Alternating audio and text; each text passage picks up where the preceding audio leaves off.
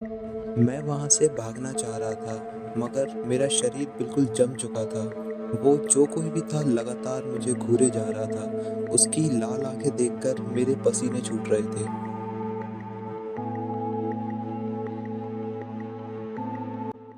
राधे राधे दोस्तों, कैसे हैं आप लोग? तो आज की कहानी मुझे रेडिट पर मिली है, जो कि अनिकेत ने लिखी है। ये कहानी 8 साल पुरानी है, 2016 की। तो अनिकेत उत्तराखंड के एक छोटे से गांव कटारी में रहता है। मतलब रहता नहीं है, वो वहाँ पर आया हुआ है अपनी ज़मीन के कुछ काम से, और वो अपने चाचा के घर पर रुका हुआ है। अगले ही दिन उसको कुछ अर्जेंट काम होता है, इसलिए रात के 11 बजे की बस होती है। तो वो प्लान बनाता है कि रात के 11 बजे ही वो उस ज़िले से, उस गांव से निकलेगा। चाचा और उसकी फैमिली उसे काफ़ी बोलती है कि आज रात को मत निकलो, आज रात को मत निकलो, सही नहीं है, तुम कल सुबह चले जाना। मगर ज़रूरी काम होने की वजह से अनिकेत उन सबको मना कर देता है। अनिकेत के चाचा कहते हैं कि ठीक है, तुम जिस बस में भी चढ़ो, बस ये ध्यान रखना लोग उस बस में एक दूसरे से बात करते हों, वो इंसान की तरह बर्ताव कर रहे हों, क्योंकि उस रास्ते से एक भूतिया बस भी गुजरती है। अगर तुम गलती से उस बस में चढ़ गए तो कोई तुम्हें नहीं बचा पाएगा। अगर बस ना मिले तो रात में वहाँ बस स्टॉप पर ना रुकना, और जल्दी से वापस घर आ जाना, अगले दिन चले जाना। अनिकेत, जो कि इन सब चीज़ों में ज़्यादा विश्वास नहीं रखता था, कहता है कि हाँ ठीक है, मैं देख लूँगा, कोई प्रॉब्लम नहीं है। और रात के करीब पौने 11 बजे वो बस स्टॉप पर पहुंच जाता है। अभी थोड़ा बारिश का मौसम था, तो हल्की हल्की फव्वारें पड़ रही थी। जब अनिकेत बस स्टॉप पहुंचता है तो उसके सामने से ही दो बस निकल जाती हैं। वो सोचता है अगली फिर कोई बस आएगी, मगर आधे घंटे तक कोई बस नहीं आती। फिर अचानक से करीब पौने 12 बजे एक सफ़ेद कलर की बस पहुंचती है, उसके सामने खड़ी हो जाती है। अनिकेत, जो कि थोड़ा भीग चुका था, वो बिना सोचे समझे उस बस में चढ़ जाता है और सबसे पीछे वाली सीट में जाकर बैठ जाता है और बगल में ही अपना बैग रख देता है। अगले करीब आधे घंटे तक वो वहाँ बैठा रहता है और वो देखता है कि बस में तो कोई है ही नहीं। तो ये बस चला कौन रहा है? ना ही ड्राइवर है, ना ही कोई पैसेंजर है। पूरी बस सुनसान खाली पड़ी हुई है। वो सोचता है कि शायद उसे इस बस से निकल जाना चाहिए। वो बस से निकलने ही वाला होता है कि एक आदमी उस बस में अंदर आता है, जो कि कंडक्टर के कपड़े पहना हुआ होता है, और सबसे आगे वाली सीट में जाकर वो कंडक्टर बैठ जाता है और एकदम स्थिर बैठा रहता है। अगले 15-20 मिनट तक वो कोई हरकत नहीं करता, एकदम स्थिर बैठा रहता है। अनिकेत को थोड़ा अजीब लगता है, तो वो खुद जाकर उस कंडक्टर से पूछता है कि भाई साहब, ये बस कितने बजे निकलेगी? कंडक्टर कोई रिप्लाई नहीं करता, कोई जवाब नहीं देता। वो फिर से पूछता है कि अरे भाई साहब, मुझे थोड़ा जल्दी पहुंचना है, ये बस कितने बजे तक निकल जाएगी? कंडक्टर कुछ नहीं बोलता। अनिकेत सोचता है कि बस से मुझे निकल जाना चाहिए, कुछ ठीक नहीं लग रहा। तभी कंडक्टर कहता है, इस बस में जो एक बार चढ़ गया, वो अपनी मंजिल पे पहुंचने के बाद ही उतर सकता है।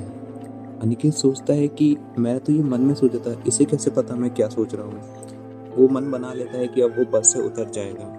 वो अपना बैग उठाता है और बस से उतरने ही को ही होता है कि कुछ पैसेंजर उस बस में चढ़ जाते हैं और सीट पर आके बैठ जाते हैं। अनिकेत सोचता है कि वो कुछ ज़्यादा ही सोच रहा है और वापस अपना बैग पीछे वाली सीट पर रखकर बैठ जाता है। तभी 5-10 मिनट बाद एक ड्राइवर आता है, बस की सीट पर बैठता है और बस चल पड़ती है। बस में काफ़ी सुनसान होती है, कोई एक दूसरे से बात नहीं कर रहा है, सब सुनसान एक स्थिर होकर बैठे हैं। इतने सारे लोग होने के बाद भी बिल्कुल कोई आवाज़ नहीं थी। अनिकेत को ये चीज़ें अजीब तो लगती हैं, मगर सोचता है कि शायद सब थके हुए हैं और यहाँ के लोग ऐसे ही होंगे, किसी से ज़्यादा बातचीत नहीं करते होंगे। तभी अनिकेत अपने बगल में एक पैसेंजर बैठा होता है, उसको हाथ लगाकर पूछता है कि भाई साहब, आप कहाँ जा रहे हो? वो आदमी उसे कुछ रिप्लाई नहीं करता, कुछ जवाब नहीं देता। वो फिर से पूछता है, हिलाते हुए इस आदमी को, कि भाई साहब, आप कहाँ तक जा रहे हो? ये बस कितने बजे तक पहुँच जाएगी सुबह? वो आदमी उसे मुड़कर देखता है, उसकी लाल लाल आंखें होती हैं और सारे पैसेंजर्स अपनी मुंडी घुमाते हैं और अनिकेत को देखते हैं। अनिकेत देखता है कि सभी लोगों की आंखें एकदम लाल लाल हैं और सब उसको मतलब ऐसे देख रहे हैं कि उस पर हंस रहे हैं कि अब तेरे साथ क्या होने वाला है तुझे अंदाजा नहीं है। अनिकेत काफी डर जाता है कि कहीं वो उसी बस में तो नहीं चढ़ गया जिसमें चाचा ने वार्न किया था कि इसमें गलती से भी मत चढ़ना। वो सोचता है कि किसी तरह इस बस से निकल जाना ही बेहतर होगा। मगर बस काफ़ी स्पीड में थी, कैसे वो उतरे, क्या बोले, उसे समझ में नहीं आ रहा होता है। वो सोचता है कि चाचा को कॉल करके सब बता देता हूँ। वो अपना फ़ोन निकालता है तो देखता है कि सिग्नल नहीं आ रहे हैं। वो देखता है कि चाचा के कुछ मैसेजेस पड़े हुए हैं। वो मैसेज खोलता है तो उस पर लिखा होता है कि बेटा तुम कहाँ पहुँचे, एक बात ध्यान रखना, गलती से भी उस बस में मत चढ़ जाना, आज अमावस्या है, बहुत प्रॉब्लम हो जाएगी। अगर फिर भी तुम गलती से उस बस में चढ़ गए हो तो याद रखना, किसी भी तरह उस बस से उतर जाना, डेस्टिनेशन तक जो आखिरी मंजिल है वहां तक मत जाना, वरना तुम्हें कोई नहीं बचा पाएगा। ये सुन के अनिकेत काफी डर जाता है। अब उसे विश्वास होने लगा था कि हाँ कुछ गलत होने वाला है उसके साथ। तभी बस रुकती है। अनिकेत सोचता है ये सही मौका है मेरा निकलने का। तभी दो लोग, एक आदमी और एक औरत, उस बस में चढ़ते हैं। आदमी की हाइट करीब 8 फीट की थी, जो कि नॉर्मल एक इंसान की नहीं हो सकती है। वो इंसान बस में चढ़ता है और 8 फीट की हाइट होने की वजह से थोड़ा झुका हुआ खड़ा था, और उसके साथ एक औरत भी थी। दोनों ही देखने से काफ़ी अजीब लग रहे थे। लग रहा था कि काफ़ी सालों से ये नहाए नहीं हैं।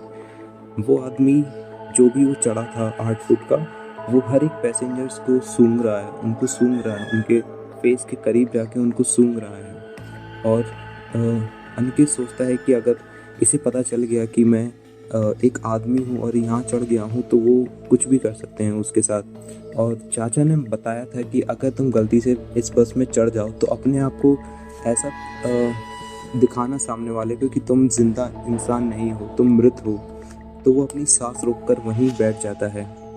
वो 8 फीट का आदमी उसके पास आता है और उसको सूंघता है और एक हल्की सी स्माइल देता है उसको। फिर अपने दोनों हाथों से उसके गाल पकड़ता है और उसको चाटने लगता है। अनिकेत पसीना पसीना हो जाता है, ये सोच के कि अब उसके साथ क्या होने वाला है। तभी बस के बाहर से किसी जानवर के चिल्लाने की आवाज़ आती है, और दोनों लोग, वो 8 फीट का आदमी और एक जो औरत आई थी उसके साथ, वो दोनों बस के बाहर भाग जाते हैं। बस फिर से स्टार्ट हो जाती है। अनिकेत अब बस सोच ही रहा होता है कि किसी भी तरह मुझे इस बस से बाहर निकलना है, वरना मेरे साथ कुछ भी हो सकता है, कुछ भी गलत हो सकता है। तभी वो देखता है कि आगे एक रोड एक मोड़ पर मुड़ रही है, जो कि एक अच्छा खासा मोड़ है। बस काफ़ी स्पीड में थी। वो सोचता है कि ड्राइवर को कुछ भी हो जाए, यहाँ पर बस स्लो करनी ही पड़ेगी। मैं इसी समय इस बस से कूद जाऊंगा। जैसे ही मोड़ के पास वो बस पहुंचती है, अनिकेत अपना बैग उठाता है, खिड़की से बाहर फेंकता है और भागते हुए बस के गेट की तरफ बढ़ता है। बस का गेट खोलता ही था, तभी कंडक्टर उसका हाथ पकड़ लेता है, और उसकी पकड़ इतनी मजबूत होती है कि अनिकेत के हाथ में निशान पड़ने लगते हैं। अनिकेत फिर भी किसी तरह वो गेट खोलता है और बजरंग बली का नाम लेकर अपने आप को पूरी तरह उस बाहर की तरफ झुका देता है बस के। और बजरंग बली का लगातार नाम ले रहा था, और किसी तरह वो हाथ छूट जाता है और वो बाहर जाकर गिरता है। अनिकेत को छोटी मोटी चोट आई होती है, लेकिन वो बच चुका था, और उसकी किस्मत अच्छी थी कि वो बस वहाँ नहीं रुकी और वो बच गया। वो अपना बैग उठाता है और जंगल की तरफ उसे लाइट वाइट जलती हुई दिख रही थी। वो समझ जाता है यहाँ पर कोई छोटा मोटा गांव होगा। वो भागता हुआ जाता है और सबसे पहले वाला जो घर पड़ता है, एक छोटी सी झोपड़ी थी, उसको खटखटाता है, गेट खटखटाता है। एक आदमी बाहर आता है और उसको देखता है कि वो लहूलुहान पड़ा हुआ है। वो उसकी चोट को साफ करता है, उस पर मरहम पट्टी करता है। तो अनिकेत बताता है उसको सारी बात कि क्या क्या हुआ उसके साथ। वो आदमी बताता है कि तुम काफ़ी किस्मत वाले हो। आज तक जो भी उस बस में ट्रैवल किया है, जो जो भी इंसान उस बस में निकला है, वो ज़िंदा वापस नहीं आया है। तुम किस्मत वाले हो जो बच गए। और वो आदमी उसको सोने के लिए बिस्तर देता है, रात को रुकने के लिए उसको खाना देता है, और अनिकेत वहीं रुक जाता है। और अगले दिन सुबह वो वापस अपने शहर की तरफ निकल जाता है। अनिकेत बाद में अपने चाचा को इन सारी बातों के बारे में बताता है कि उसके साथ क्या क्या हुआ। चाचा उसको बताते हैं कि तुम्हारी किस्मत अच्छी थी जो तुम बच गए, तुमने बजरंग बली का नाम लिया, इस वजह से तुम बच गए। अनिकेत, आज इस कहानी को 8 साल हो गए हैं, लेकिन अनिकेत आज भी इतना डरा हुआ है कि आज तक उसके बाद उसने कभी भी बस में ट्रैवल नहीं किया। तो ये थी आज की कहानी। उम्मीद करता हूँ आपको पसंद आई होगी, और पसंद आई है तो कमेंट करके ज़रूर बताएं। चैनल को एक सब्सक्राइब मिल जाएगा तो और अच्छा होगा, और वीडियो को लाइक करें। धन्यवाद। मिलते हैं बहुत जल्द एक नई कहानी के साथ।